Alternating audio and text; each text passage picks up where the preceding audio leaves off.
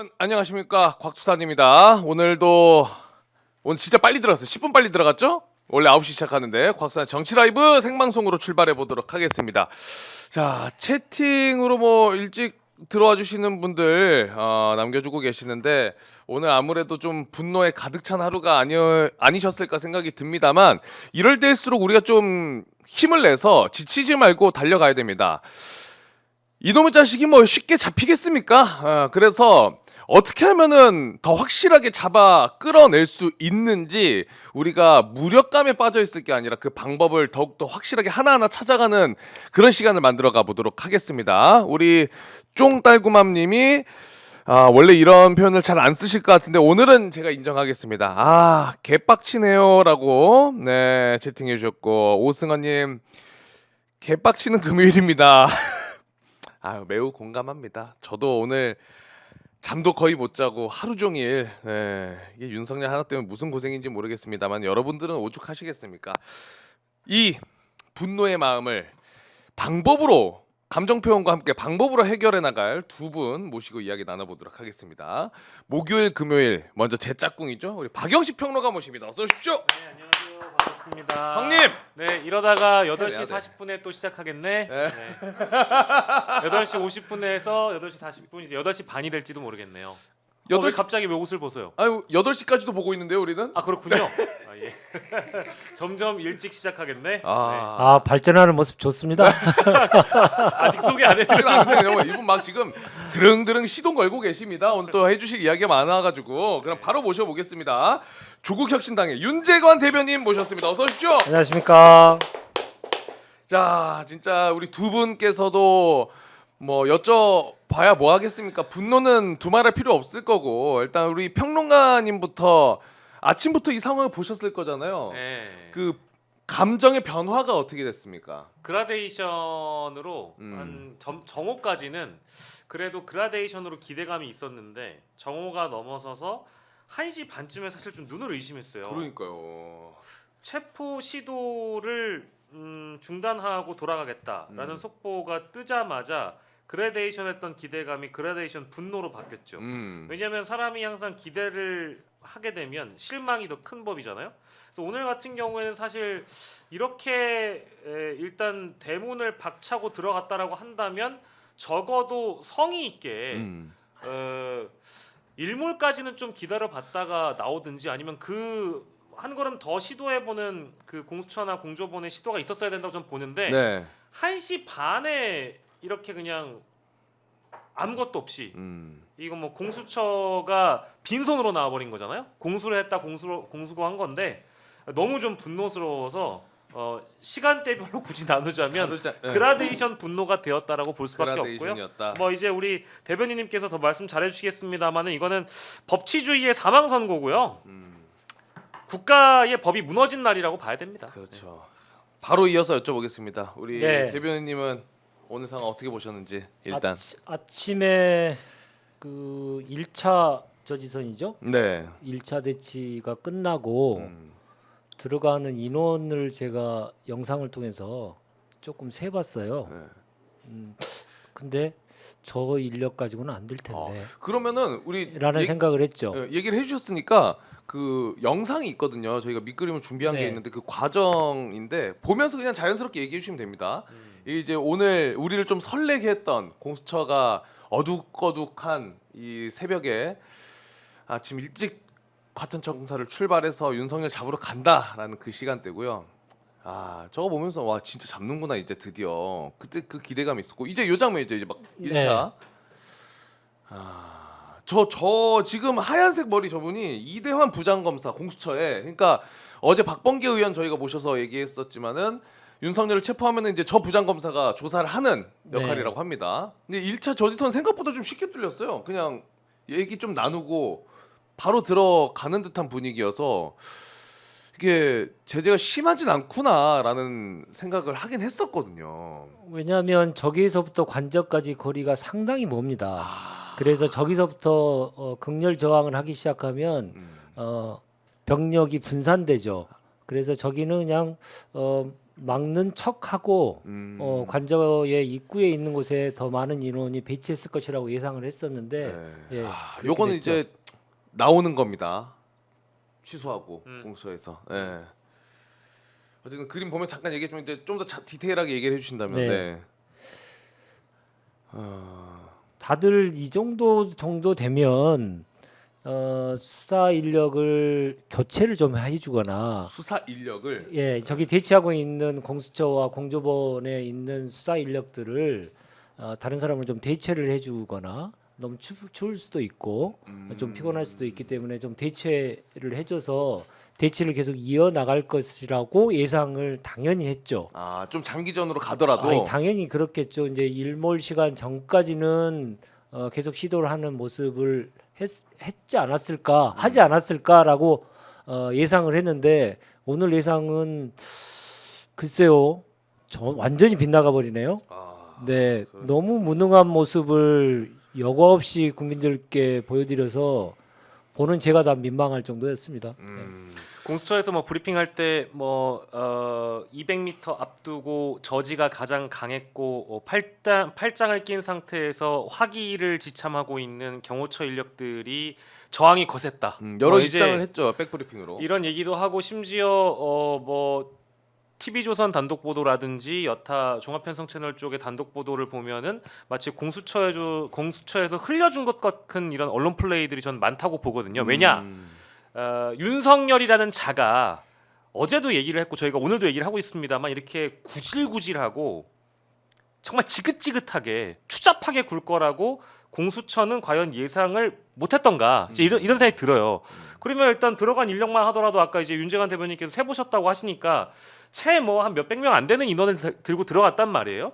그러면 이 정도의 저항을 예상했다라고 한다면 무능한 거고 예상을 한 상황이었다라고 한다면 경찰 쪽의 경찰 특공대라든지 더 많은 숫자의 인원과 더 강한 인력들을 보강받아서 지원받아서 공수처가 영장 집행을 했었어야 된다고 저는 보는데 그게 아니었다라는 것이고 그렇게까지 뭐 억측하거나 조롱하고 싶지는 않지만 하필이면 시간이 1시 반이어서 이 사람들이 정말 배고파서 내려온 거 아니냐 이런 조롱들을 할 정도입니다. 네. 하필이면 시간이 1시 반이었어요. 그러다 보니까 아침부터 가가지고 점심때까지 고생은 많았겠지만 이렇게까지 무력하게 공수처가 물러나 버리니까 뭐랄까 아침부터 그 시간 늦게까지 이 생업을 뒤로하고 생중계를 봤던 국민분들의 입장은 우리 법치주의가 무너지는 이 현장을 실시간으로 보면서 얼마나 큰 충격에 빠지셨겠습니까? 그렇죠. 그리고 마지막으로 저는 이게 국격 대참사라고 보는 게 그 똑같은 장면을 국내에만 중계한 게 아니에요. 해외에서 다 중계했죠. CNN 중계했죠. BBC 중계했죠. NHK도 중계를 했다고 합니다.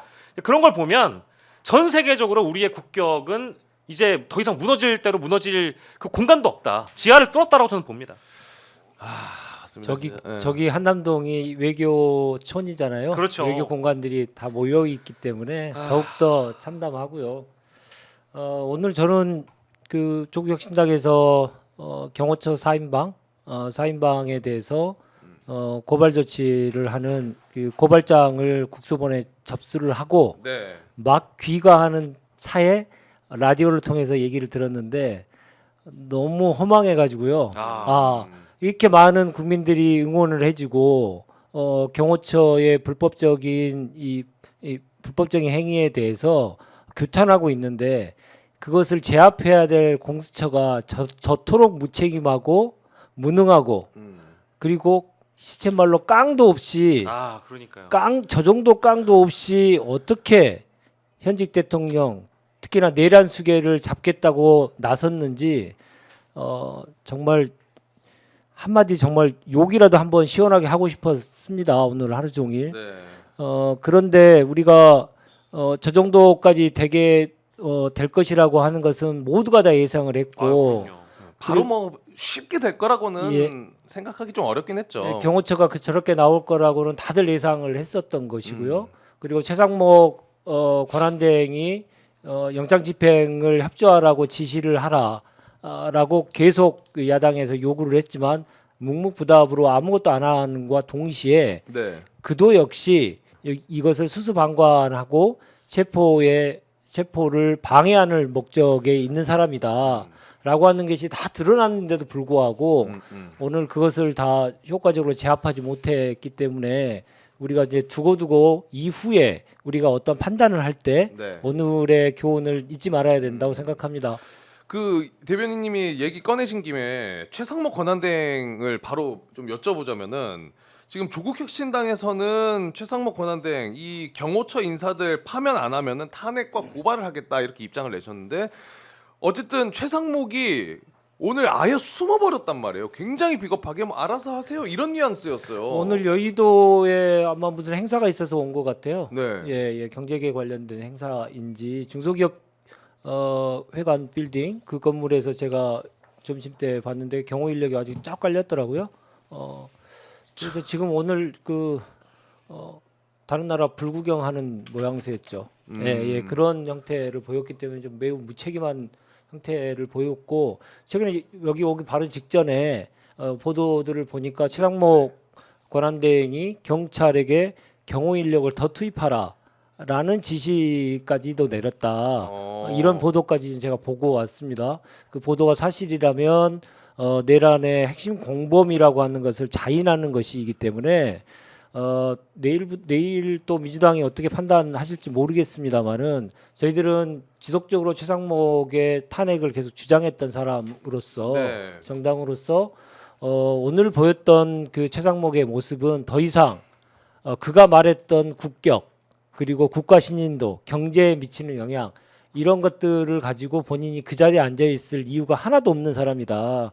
바로 내란 공범의 혐의로 바로 탄핵을 시켜야 되고 그리고 오늘의 국법 질서가 완전히 무너진 법치가 무너진 날의 책임자는 총책임자는 권한대행입니다. 아 맞습니다. 예, 그 권한대행에게 책임을 묻지 않는다면 이걸 어떻게 시정할 수 있겠습니까? 거기서부터 문제를 더 풀어야 된다 생각합니다. 네. 오늘 이제 쭉 타임라인을 보시면 대문 하얀색 대문이 열릴 때만 하더라도 이게 순조롭게 풀릴 거라는 생각들을 하셨었던 것 같아요. 8시 2분쯤에 일단 경내 진입이 가능하다라는 속보들이 많이 떴는데 일단 들어가는 순간 첫 번째 대형 버스의 차벽에 막혔고 네. 그 중간 언덕을 넘어가는데 기갑차하고 또 작은 버스가 또 등장해가지고 2차 저지선을 만들었고 네. 그 위를 또 올라가니까 수방사 인력이라고 하죠. 이제 그 군 부대와 대치 상황이 있었지만 그리 길진 않았고 결과적으로는 관저 인근에 가서 경호처 대통령 경호처와의 대립이 길어지고 그걸 뚫지 못해서 대통령 얼굴은 윤석열 얼굴은 보고 오지도 못했단 네. 말이에요. 그러면 지금 윤석열이라는 자는 한남동 관저의 대통령직 신분을 유지한 채 직무가 정지돼 있는 상황이기 때문에 결과적으로 이 기관을 집행할 수 있는 어떤 권한이 있는 사람은 누구냐?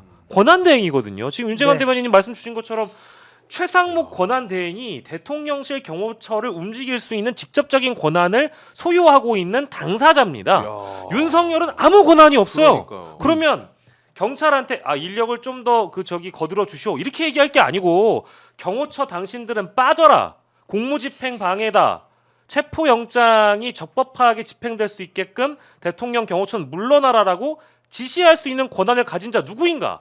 최상목입니다. 아 근데 지금 방금 얘기해주신 보도를 제가 사실 못 보고 들어와서 지금 봤는데 굉장히 충격적이네요. 이게. 네. 경호를 보강해야 되니까 네. 그러니까 공수처의 공무집행 방해를 방해할 사람들이 더 필요하니까 경찰을 동원하라라는 지시를 내렸다는 거 아니겠습니까? 네. 진짜 한가한 거죠.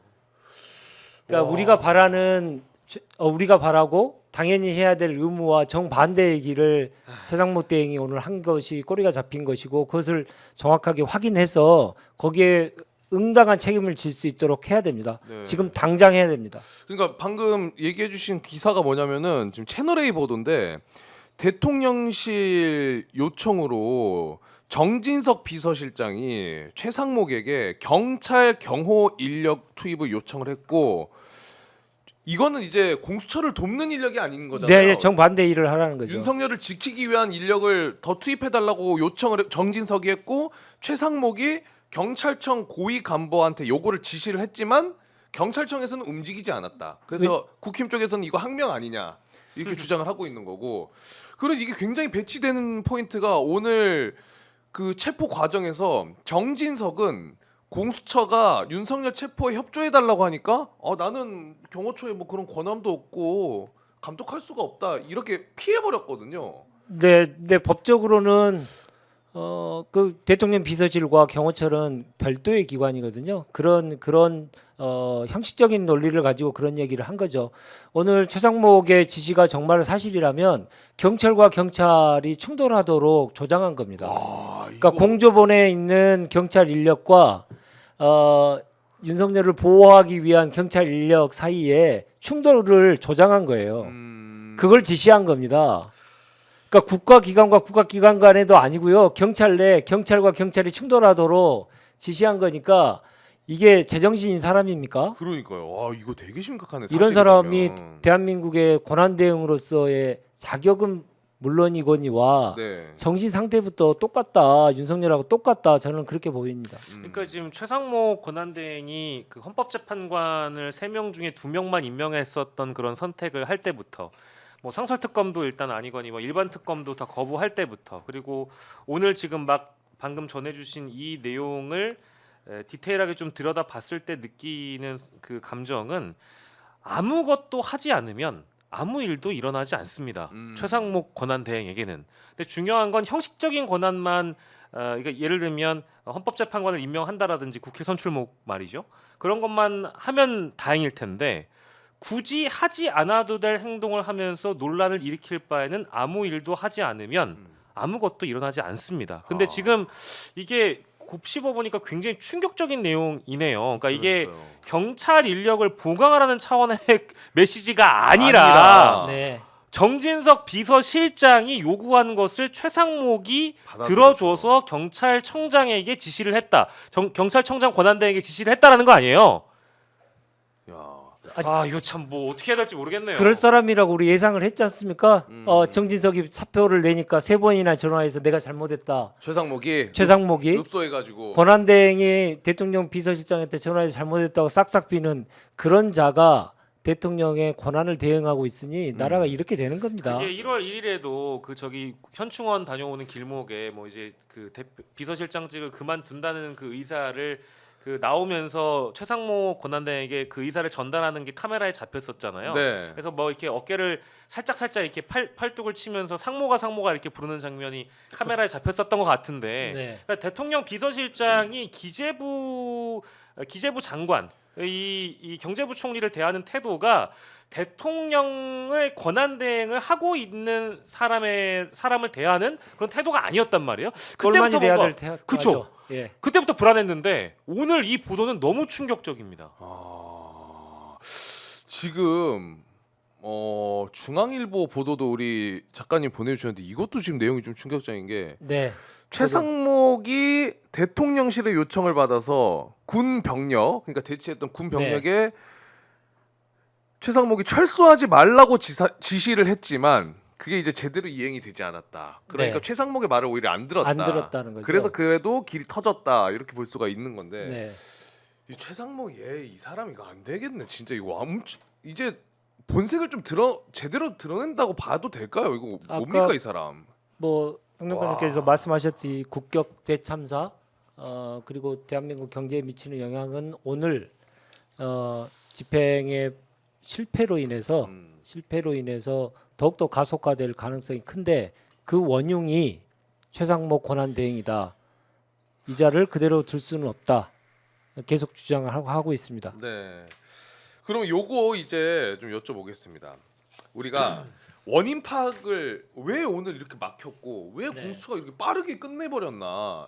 어떤 원인이 있었을까? 그리고 다시 잡으러 간다면은 어떤 게 좀 해결이 돼야 오늘 같은 상황을 또 맞이하진 않을까? 요거를 좀 보면 좋을 것 같은데 일단 오늘 3번 막힌 거죠? 네, 공수처 들어갈 때. 맞아요. 입구에서 한번 막혔고 근데 그거는 이제 경찰 인력인가요? 막았던 거는? 네. 1차에서 막았던 거는? 네. 근데 생각보다 이건 좀 금방 들어갔고 중간에 2차로 막힌 게 이제 수방사입니다.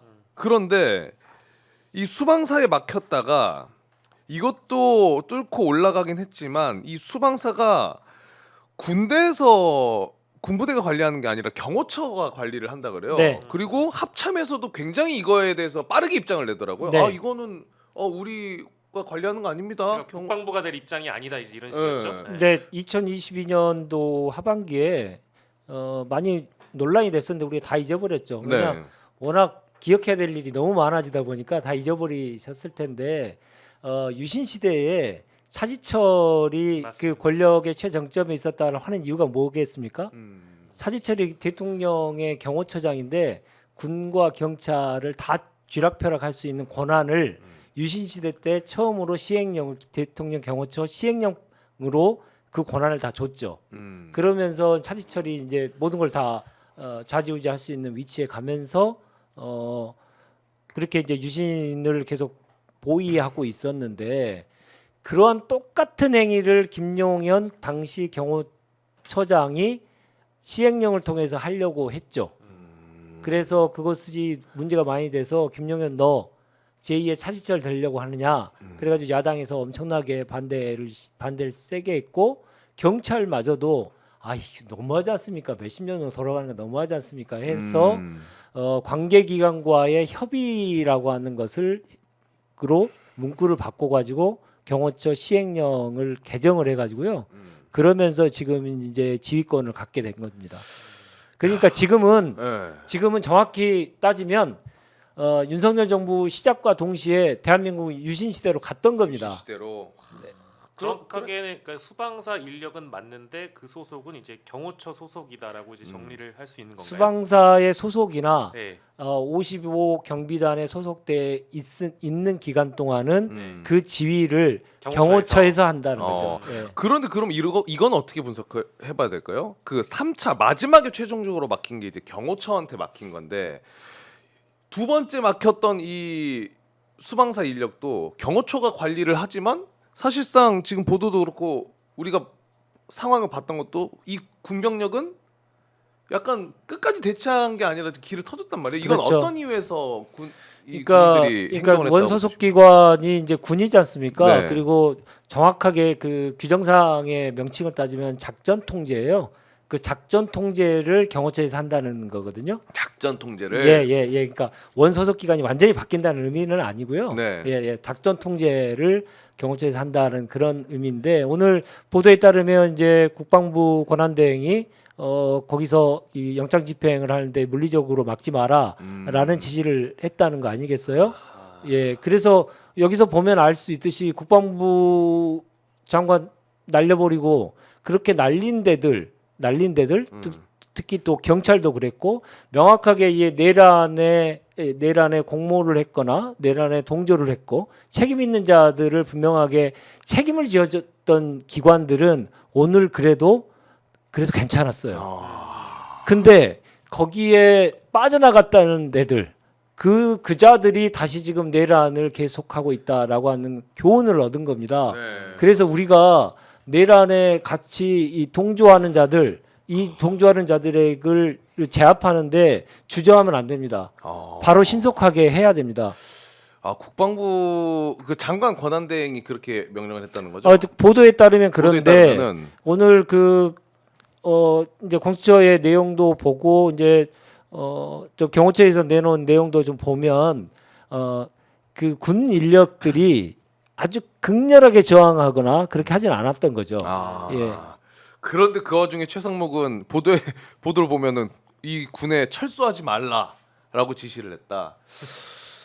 정신이 제대로 나갔네요. 보통 나간 게 아니라. 그러니까 지금 1차 시도와 2차 시도 그러니까 저지선을 뚫고 관저 근접 지역을 갔을 때는 결국 대통령 경호처장 지시 아래 경호처가 극렬하게 대치를 했었고 확이라는 것을 지참한 상황이었다. 이제 이런 것이 지금 현재까지 사실관계로 파악이 되는데 뭐 그렇다고 한들 준비가 덜 된 공수처라든지 마찬가지로 대통령의 그러니까 국민의 민심을 따르는 것이 아니라 합법과 적법한 영장, 헌법 정신을 따르는 것이 아니라 경호처법이 헌법을 넘어설 수 없는 거거든요. 그러니까요. 지금 경호처장이나 윤석열이라는 자는 결국 헌법 위에 군림하고 있는 겁니다. 경호처라는 수단을 활용해서. 근데 그게 절대로 우리가 몇십 년 동안 쌓아 올렸던 헌법 질서가 아니에요. 그걸 명확히 해야 될 것 같고요. 그래서 준비가 안 된 공수처 그리고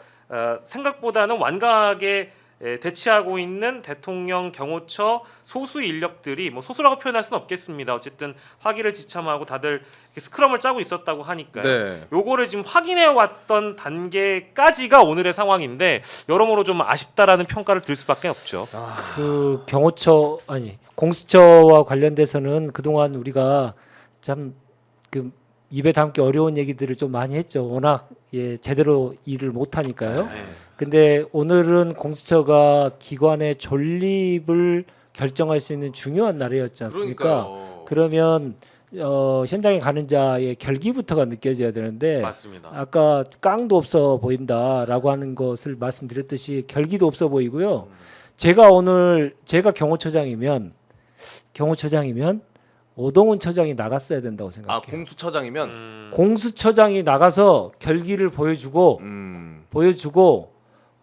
자기네들이 그 공수처가 인원이 적고 상대는 인원이 많다라고 하는 사실은 우리가 다 알고 있었잖아요. 그럼요. 네. 그러면 상대에게 본인의 결기부터가 보여줘야 되는데 그런 것도 보여주지 않고 지금 공수처가 계속 존립할 수 있을지 진짜 심히 의심스러운데 앞으로 공수처만 계속 믿을 수는 없고요.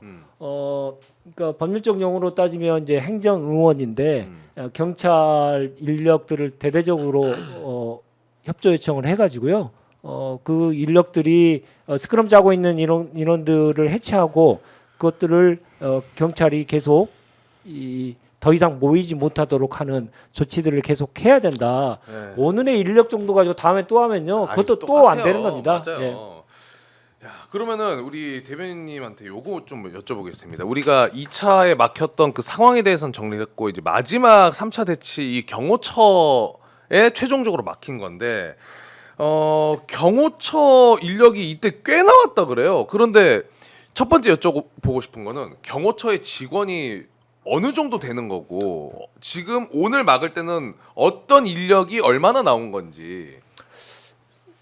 경호처는 알려지기로는 700명 정도가 정원으로 알려져 있어요. 정원이 경호처 예, 정원은 예. 700명 정도다. 그러니까 그 정원에는 경호 업무를 하는 분도 계시고 행정 업무를 하는 사람도 당연히 있지 아, 않겠습니까? 네. 그러니까 지원 업무를 하는 분들도 계실 거고 그걸 다 합치면 700명 정도로 알려지고 있고요.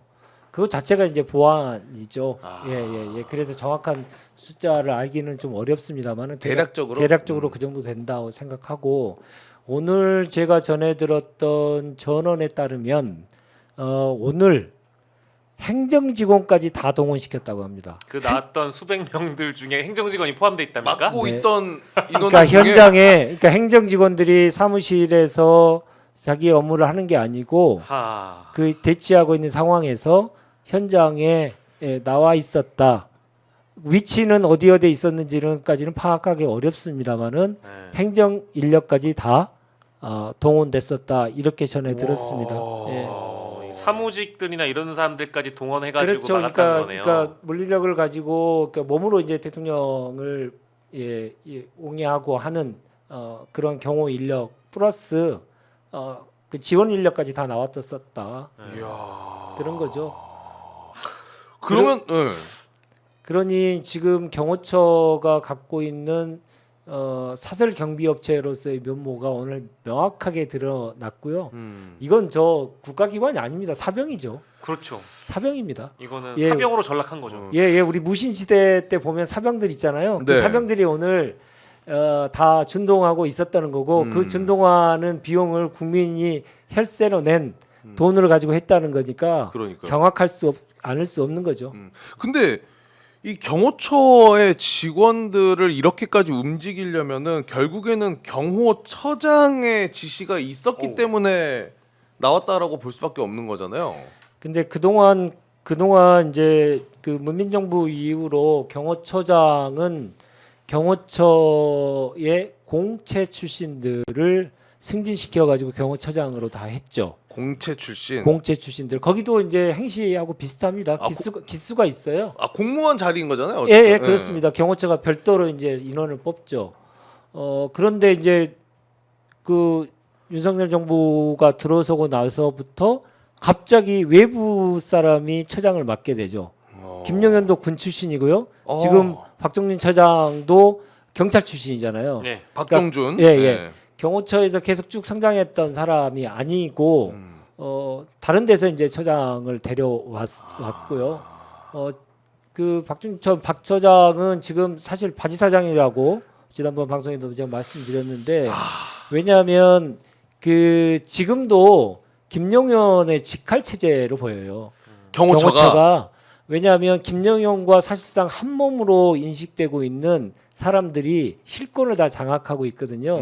그게 김성훈 경호처 차장 네. 그리고 경호본부장 이광우 경호본부장 근데 이 사람들이 지금 김용현 소위 말해서 처장 시대에 승승장구했고 한 몸인 것처럼 계속 같이 다니는 같이 행보를 하는 그런 분들입니다.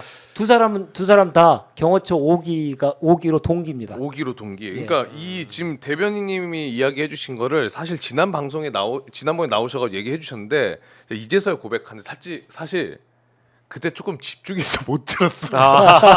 그래서 제가 좀 놓쳤어 사실. 아유 저의 부족함이죠. 아니야. 근데 오늘 이 사태를 보니까 그때 해주신 이야기가 굉장히 중요했어요. 네. 오늘 그 방송 화면을 딱 보는 순간 장갑차가 한 대가 보였고요. 맞아, 장갑차 네, 보였습니다. 그 장갑차 뒤에 두 사람이 서가지고 계속 뭔가를 지시를 내리고 있는 모습이 포착이 됐거든요. 네. 그 두 사람이 아마도 그 두 사람이 김성훈 차장하고 이광우 경호본부장입니다. 그러니까 경호처의 이제 헤드는 직계도로 보면은 헤드는 박종준 경호처장이 있고 네. 그 밑에가 김성훈 경호처 차장. 네. 그리고 그 바로 밑에가 이광우 경호본부장이라고 보면 됩니까? 네, 그렇습니다. 그래서 그 두 사람이 사실 김용현 시대에 완전히 승승장구한 사람이고 동기고 동기에다가 김용현 덕분에 경호처에서 승승장구를 했고 승승장구하고요. 윤석열과도 그럼 이 두 사람이 연관된 게 깊습니까? 아니 완전한 강성 충성파들이죠. 그러니까 다시 복귀할 수도 있다. 복귀하면 내가 더 출세할 수 있다라고 하는 망상을 아직도 하고 있다. 이렇게 전해지고 있어요. 심지어 김용현 라인이라고 한다면 김용현은 구속돼 있고 지금 내란의 현행범을 그들은 모시고 있다고 충성 경쟁을 다하고 있지만 지금 탄핵 심판 절차까지 밟고 있는 상황인데 여전히 지금 다른 세상을 살고 있는 거잖아요. 근데 엄밀히 얘기하면 이 사람들은 내란 잔당이죠. 그렇죠. 그렇죠. 네. 내란 잔당들이 오늘 사병 역할을 한 겁니다. 제가 보기에는 이 정도 되면 이익 공동체가 아니고 범죄 공동체입니다. 범죄 맞습니다. 그러니까 무엇인가 범죄를 저지른 윤석열의 범죄를 저지른 것을 알고 있었을 가능성도 크고 본인들이 한 공동체로서의 그 역할 분담을 했을 수도 있겠다. 예. 이런 정도의 생각이 들 만큼 그들의 법집행에 방해하는 행위가 너무 극렬했지 않습니까? 그건 정상적인 사람들이라면 그렇게 하겠습니까? 왜냐하면 이분들도 이제 20년 이상 그 경호처에서 근무했기 때문에 이제 퇴직하면 연금을 받아야 돼요. 그러니까요. 근데 저렇게 공무집행을 방해했으니 특히나 특수공무집행 방해고 오늘 여러 가지 물리적인 충돌들이 몸싸움도 있었고 물리적인 충돌이 있었지 않습니까? 그러면 치상이거든요. 네. 그리고 특수공무집행 방해 치상은 벌금형이 없습니다.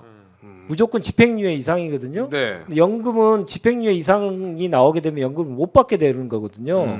그럼 본인의 연금까지도 날아가는 건데 그걸 다 감수하면서 저렇게 할 정도가 되니까 뭔가 다른 게 분명히 있는 거죠. 뭔가 다른 게 분명히 있다. 네. 그럼 이거를 좀 정리를 하고 가고 싶은데 경호 차장과 경호 본부장이 김용현과 함께 윤석열한테 충성 맹세를 했을 거라고 이제 생각을 하시는데 그 계기가 어떤 동기부여가 있으면 이 사람들이 그렇게 충성 맹세를 할 수 있을까? 예를 들어 원래 경호처에서 이 사람들이 그렇게까지 높은 자리가 아니었는데 윤석열 정권 들어오고 김용현이 경호처장을 할 때 유독 이 사람들을 좀 키워줬거나 그런 계기가 있습니까?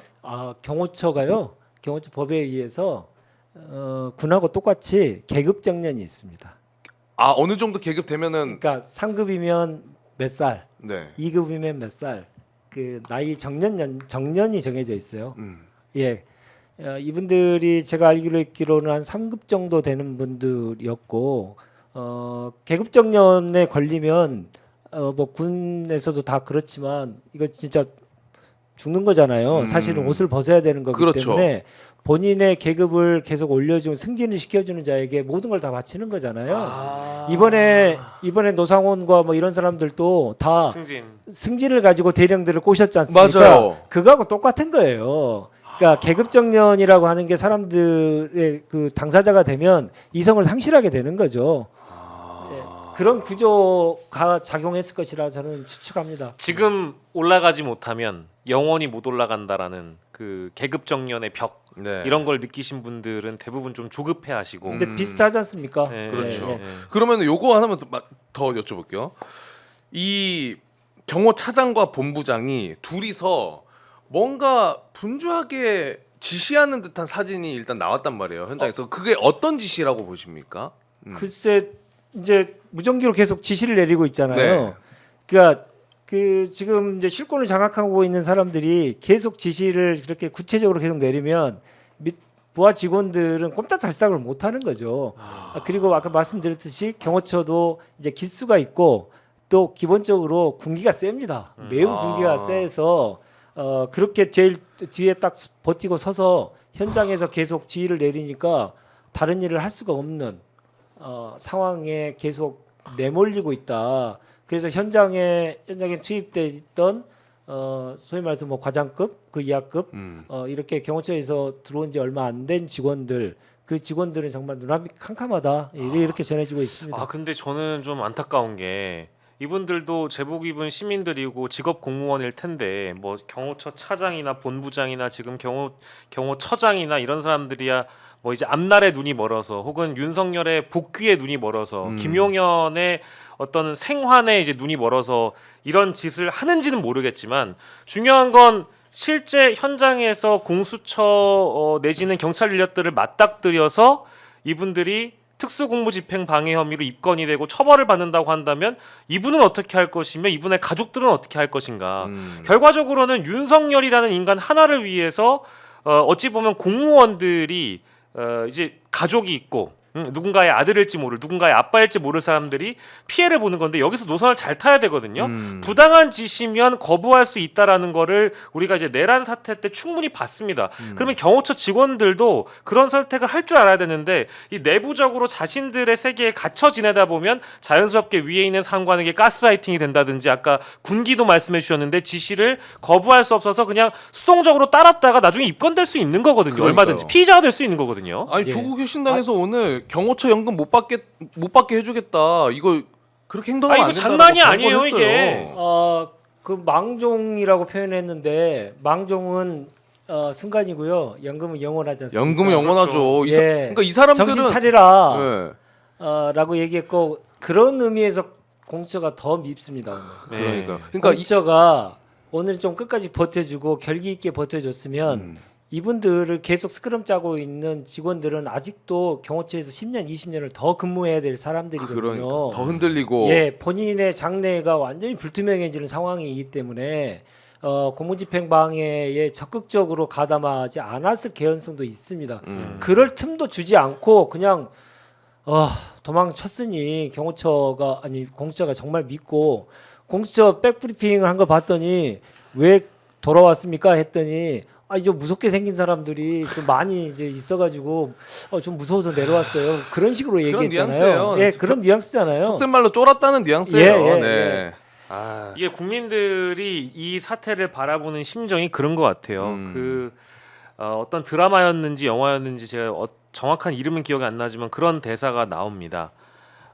우리 국민들은 계속적으로 우리 국민들을 대신해서 공무를 집행하는 공수처뿐만 아니라 경찰 인력들 포함 이분들도 뭐 의지가 없었던 건 아닐 테니까요. 어쨌든 합법적으로 영장 집행을 하기 위해서 공공선을 행하기 위해 끊임없이 부단히 노력을 하는데 악은 어째서 저렇게 꼼꼼한가? 너무 꼼꼼하단 말이죠. 이제 이런 것들을 파헤쳐 나가는 결기가 있었다고 한다면 이 정도로 무르게 행동해서 안 됐겠죠. 이게 뭐 진짜 어떤 상상까지 해봤냐면 뭐 오동훈 공수처장이라도 진짜 현장에 등장해서 이 우리가 뭐라고 하죠? 스피커라고 하나요? 확성기 켜고 자, 여러분들의 연금이 날아갑니다. 지금 지금 체포영장 집행을 막는 분들은 연금이 날아갑니다를 반복적으로 얘기해줘도 그냥 바닷물 갈라지듯이 갈라지지 않았겠느냐 네. 이런 상상까지 제 주변에서 하시더라고요. 그러니까요. 그 채팅으로 많은 분들이 이제 아니 너네 지금 뭐 저희가 이 경호처 얘기 계속하니까 오해하시는 것 같은데 저희는 지금 공수처의 무능을 깔아놓고 얘기하는 겁니다. 그렇죠. 예, 예. 이거는 뭐 시작부터 봐주십시오. 예, 깔아놓고 이야기를 하고 있는 거고 마지막으로 요거 하나만 여쭤보겠습니다. 네. 어쨌든 윤석열을 다시 잡아내야 될 거 아닙니까? 그런데 오늘은 경호처에서 이제 아까 대변인님이 얘기해 주신 거는 행정 직원까지 다 나와가지고 막은 것 같다. 네. 그리고 그거에는 경호본부장, 경호처장이 굉장히 역할을 한 것 같다. 네. 왜냐면 윤석열에게 충성 맹세를 했을 것으로 보이고 그래서 그렇게 움직이지 않았나. 그리고 이 공무원들은 어쩔 수 없이 일단 했을 측면도 분명히 있을 것이다. 네. 라고 생각을 하실 것 같은데 그럼 공수처가 다시 들어간다면은 네. 이 똑같은 상황들이 생길 수도 있을 걸 대비해서 어떤 예방적 차원으로 대비를 해야 된다고 좀 생각하십니까? 일단 그들의 그 기세를 좀 꺾어야 됩니다. 기세. 일단 그들이라면 경호처. 예, 경호처의 그 핵심 4인방과 관련된 기세를 좀 꺾어놔야 되는데 기세를 꺾기 위해서 이제 공조본에서 내일 출두하라고 이제 통보를 했죠. 네. 그게 이제 통보를 안 나오겠죠, 당연히. 안 나오겠죠. 나오겠지만 안 나오겠죠. 그거 자체가 하나의 그 기세 싸움을 하기 위한 그 중요한 내용이다 저는 생각하고요. 압박하는. 예, 압박을 계속 해야죠. 그리고 경찰에게 그 협조 요청을 하고 행정공원을 받으려면 좀 제대로 받아야 됩니다. 지금 정도의 수준 가지고 100명, 200명 정도의 수준 가지고 이게 다 해결될 것이라고 생각하는 건 정말 아마추어 중에 아마추어이고요. 사실은 관절을 둘러쌀 정도의 경비 인력을 보강해서 2차에 가야 된다. 저는 그렇게 생각하고요. 지속적으로 계속 경호의 그 사인방에 대한 압박을 계속해야 되고 국민들께서도 경호처의 이러한 행태에 대해서 누구에 의해서 이렇게 되고 있는지에 대해서 분명하게 인식해 주시고 그들에게 계속 경고를 해주는 것도 매우 중요하다 생각합니다. 네. 이거 뿌리 뽑아야 되는데. 진짜. 경호처 관련해서 제가 얘기를 계속하고 이제 논평도 그 이전부터 계속 했거든요. 네. 경호처로 인해서 우리가 꼭 해야 될 일을 하지 못하는 경호처가. 윤석열 체포가 불발되는 사태가 있어서는 안 되기 때문에 많은 노력을 했습니다만은 사실 다른 기관에 비해서 사실은 지금 공수처나 검찰이나 경찰이나 이게 기관에 비해서 지금 계엄 해제 이후 그리고 탄핵 국면에서 이들이 작당을 벌일 일들이 어마무시할 텐데 좀 주목도가 좀 떨어졌기 때문에 이번 네. 기회에 정확히 좀 인식하고요. 군을 동원해서 대통령을 경호한 거는 유신 시대뿐이었습니다. 유신 시대로 다시 돌아갈 걸 2년 전에 그랬게 됐고 그 결과가 지금 이렇게 됐기 때문에 이것은 반드시 바로 잡아야 될 일이고 그들은 계엄을 그때부터 준비했을 가능성도 저는 있다고 봅니다. 군 옆으로 대통령실을 옮기고 맞습니다. 관절을 관절을 경찰이 아니고 군에게 경비 업무와 경호를 맡기는 맞아요. 그러한 유신 시대로 다시 돌아가고 싶었던 그 두 자들이 치밀하게 준비했을 가능성이 크기 때문에 우리는 더 크게 예상하지 못한 것들을 해야 된다. 아까 오동훈 처장을 제가 이 현장에 직접 가서 진두지휘 했어야 되는 거 아니냐라고 공수처장. 얘기했던 이유도 바로 그겁니다.